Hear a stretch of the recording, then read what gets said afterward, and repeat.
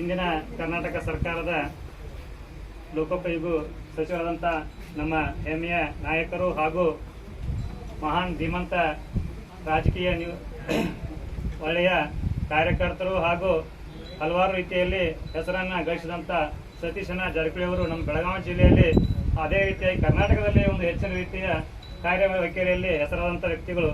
ಅವರು ಸಾದಾ ವ್ಯಕ್ತಿಗಳು. ಯಾವುದೇ ವ್ಯಕ್ತಿಗಳು ಹೋದರೂ ಕೂಡ ಅವರನ್ನು ಕರೆಸಿ ಮಾತಾಡಿಸಿ ಅವರನ್ನು ಸಲಹಿಸಿ ಅವರ ಕಾರ್ಯವೈಖರಿಗಳನ್ನು ಮಾಡಿಕೊಡುವಂಥ ವ್ಯಕ್ತಿಗಳು. ಅದೇ ರೀತಿಯಾಗಿ ಇಂದು ನಮ್ಮ ಗ್ರಾಮಕ್ಕೆ ಆಗಮಿಸಿದ್ದು ಒಂದು ಹೆಚ್ಚಿನ ರೀತಿಯ ಸಂತೋಷವನ್ನು ತಂದಿದೆ. ಅವರಿಗೆ ತಮ್ಮೆಲ್ಲರ ಪರವಾಗಿ ನಾನು ತುಂಬ ಹೃದಯದ ಸ್ವಾಗತವನ್ನು ಕೋರ್ತಾ ಇದ್ದೇನೆ. ಅದೇ ರೀತಿಯಾಗಿ ಉಳಿದವರಿಗೂ ಕೂಡ ಸ್ವಾಗತವನ್ನು ಕೋರುತ್ತಾ ಇಂದು ಆಗಮಿಸಿದಂಥ ಸತೀಶಣ್ಣ ಜಾರಕಿಹೊಳಿ ಅವರು ತಮ್ಮೆಲ್ಲರನ್ನ ಉದ್ದೇಶಿಸಿ ಒಂದು 4 ಮಾತುಗಳನ್ನು ಹೇಳಬೇಕಂತ ಅವರಲ್ಲಿ ನಾನು ಕೇಳ್ಕೊಳ್ತಾ ಇದ್ದೇನೆ.